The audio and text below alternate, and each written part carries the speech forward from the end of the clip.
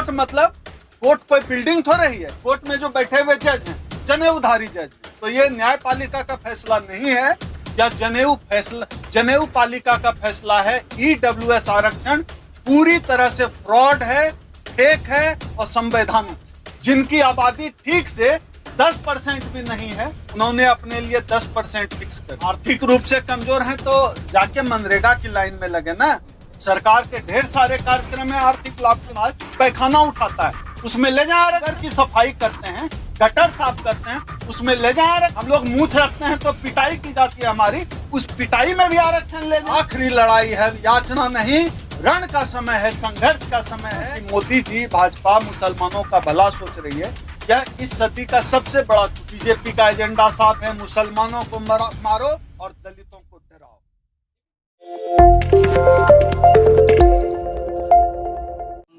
एक जजमेंट आया है सुप्रीम कोर्ट की संविधान पीठ का, जिसमें ईडब्ल्यूएस को जो है सही ठहराया गया है, जो आर्थिक रूप से आरक्षण है उसको सही ठहराया गया है। क्या कहें?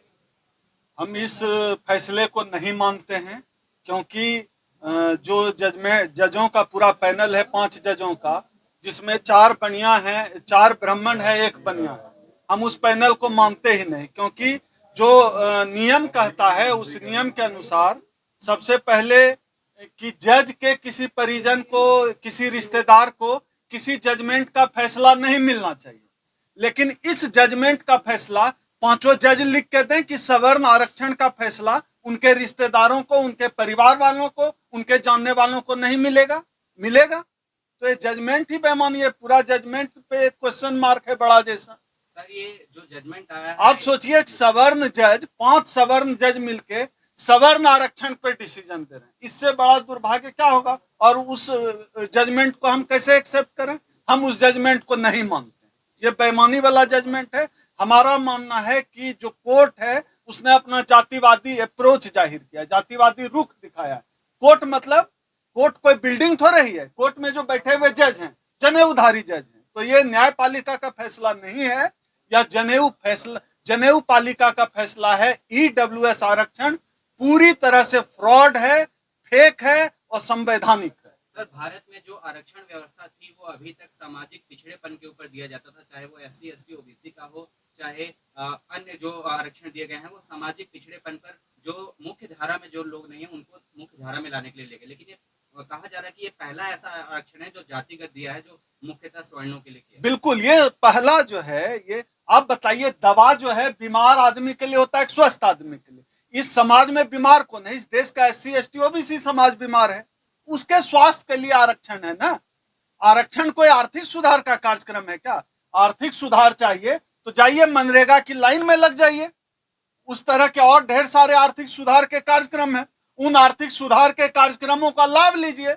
या आरक्षण को कब आपने आर्थिक सुधार का कार्यक्रम बना लिया? यह आर्थिक सुधार का कार्यक्रम है ही नहीं। समाज का वो तबका जो अलग अलग तरीके से सामाजिक रूप से और सांस्कृतिक रूप से, शैक्षणिक रूप से जो पिछड़ा रह गया समाज की मुख्य धारा में, जातिवादी रवैया के चलते, मनुवादी व्यवस्था के चलते, समाज के मनुवादी सोच के कारण जो मुख्य धारा से पीछे रह गया, वो समाज को मुख्य धारा में लाने के लिए आरक्षण की व्यवस्था संविधान में की गई।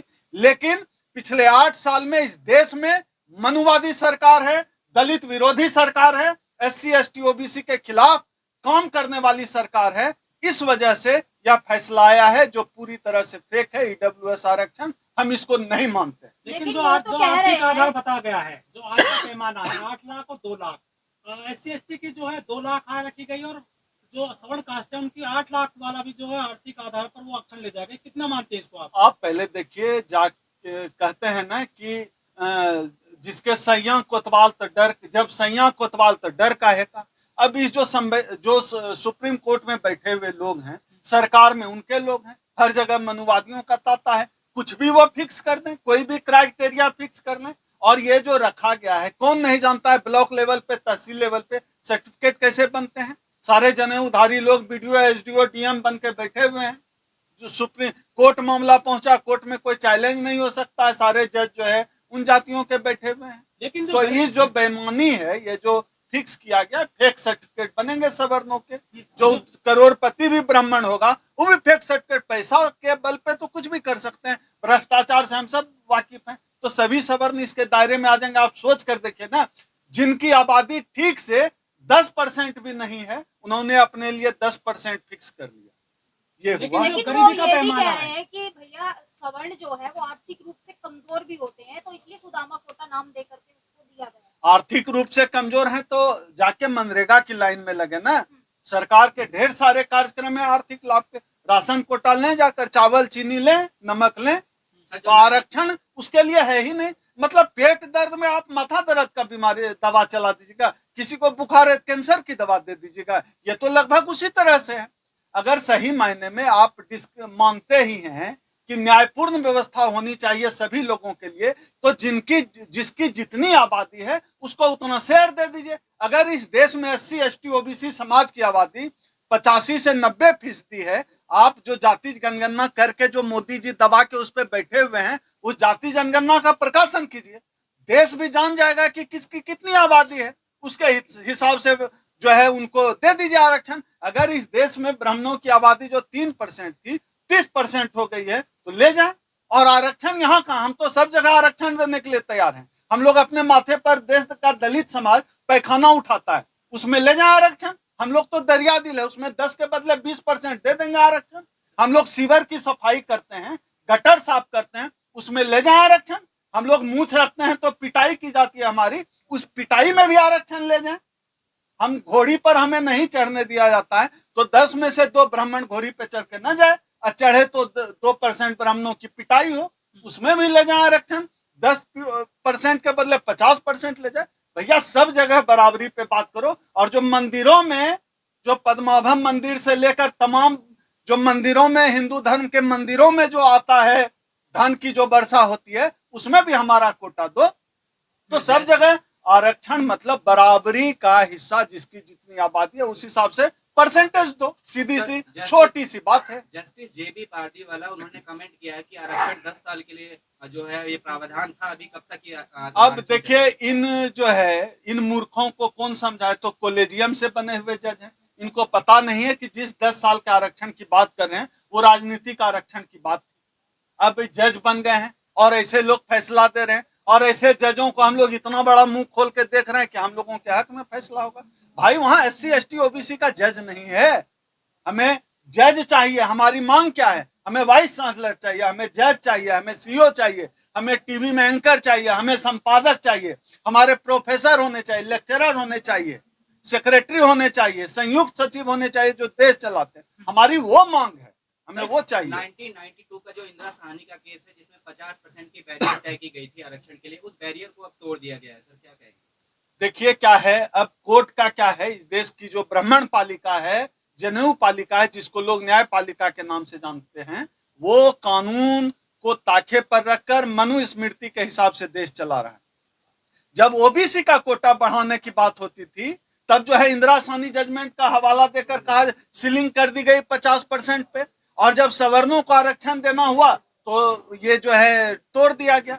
इन्हीं सब चीजों के खिलाफ ये सब जो डिस्क्रिमिनेशन चल रहा है, हम लोगों ने अपील की है कि पूरे देश के लोग 28 नवंबर 2022 को दिल्ली के रामलीला मैदान पहुंचे। ये जो तमाम तरह के डिस्क्रिमिनेशन है, हमारे आरक्षण पर हमला हो रहा है, निजीकरण हो रहा है, EWS कोटा लाया जा रहा है, जाति जनगणना का प्रकाशन नहीं हो रहा है, EVM की बेईमानी चल रही है, इन सब के खिलाफ हमने अपील की है कि देश भर के SC ST समाज आ जाओ। ये आखिरी लड़ाई है, याचना नहीं, रण का समय है, संघर्ष का समय है। इस रैली में हम लोग, रामलीला मैदान में हम लोगों ने देश के तमाम जितने भी SC ST OBC के संगठन हैं, सामाजिक संगठन हैं, जो बाबा साहब को मानने वाले लोग हैं, जो समतामूलक समाज बनाना चाहते हैं, संविधान बचाना चाहते हैं, उन सब से अपील है, आइए इस रैली का हिस्सा बनिए, क्योंकि अभी नहीं तो कभी नहीं। और जो भी साथी इस रैली से जुड़ना चाहते हैं, मैं नंबर बोल दे रहा हूं, 8789325595।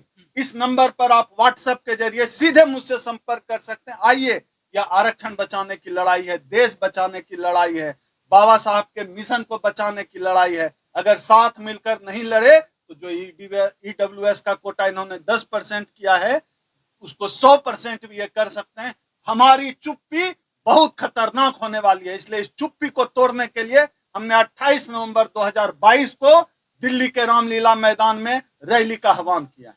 लेकिन सर ईडब्ल्यूएस में जो है 8 लाख वाला भी जो सवर्ण है वो गरीब बताया गया है, और SC/ST 2 लाख वाले जिनके आए हैं वो अमीर बता दिए गए हैं। ये इतना क्राइटेरिया रखा गया, क्या जाति के आधार पर गरीब अमीर तय किए जाते हैं? नहीं, ईडब्ल्यूएस तो है ही जाति के आधार पर लाया ही है।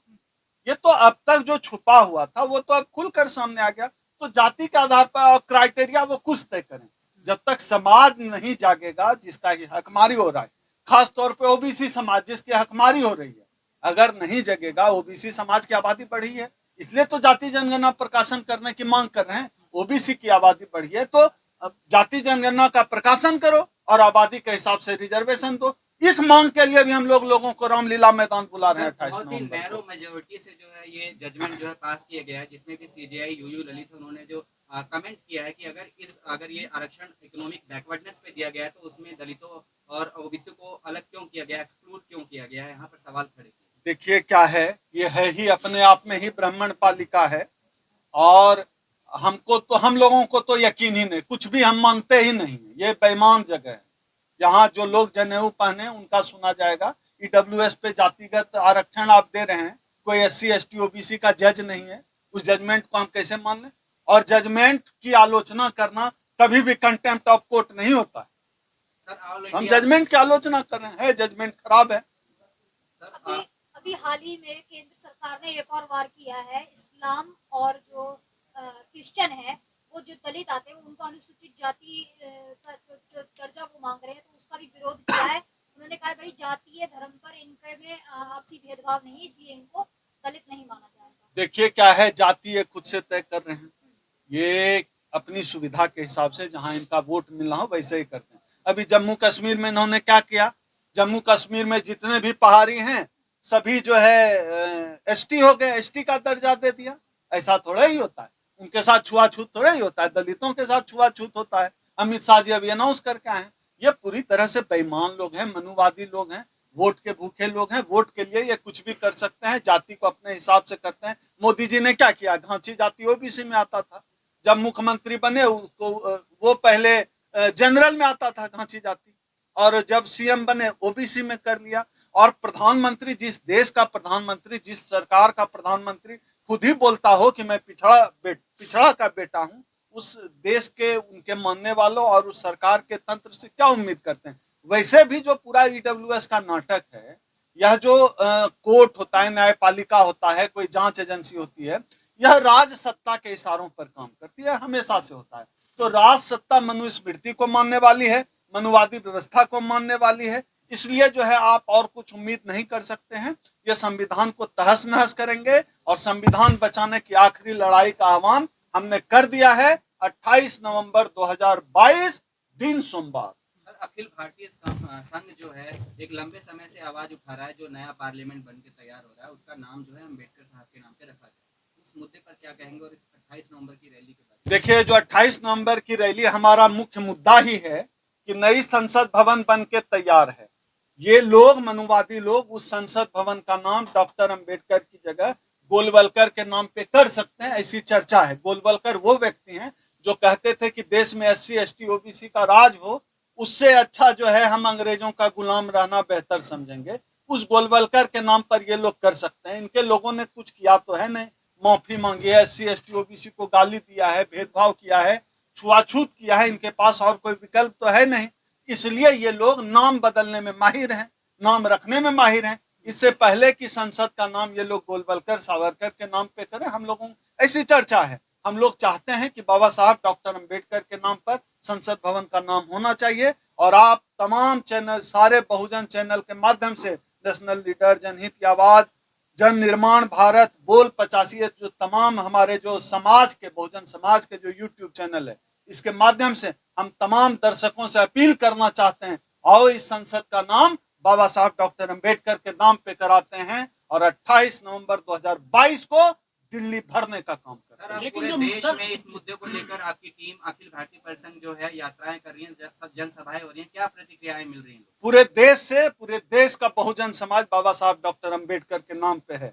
और हम लोग रामलीला मैदान से जब यह आखिरी लड़ाई का आह्वान कर रहे हैं, तो हम लोग भी देखना चाहते हैं कि कौन वो शक्ति है जो चाहती है कि बाबा साहब डॉक्टर अंबेडकर के नाम पे संसद का नाम नहीं हो। हम लोगों ने अपील कर दी है, सभी लोग आए, अपना झंडा, अपना डंडा, अपना बैनर लेकर आए, इस आवाज में सुर से सुर मिलाएं, क्योंकि साथ लड़ेंगे तभी जीतेंगे। बहुजन समाज को एक होकर एक मंच पर आना होगा और 28 नवंबर को मैं आपके चैनल के माध्यम से सभी लोगों को खुले तौर पर आमंत्रित करता हूँ। सर जो मोदी सरकार ने एक नया शिगुफा छोड़ा है पसमानदा मुसलमानों के लिए, उन्होंने जो है केजी बालाकृष्ण आयोग के गठन कर दिया है।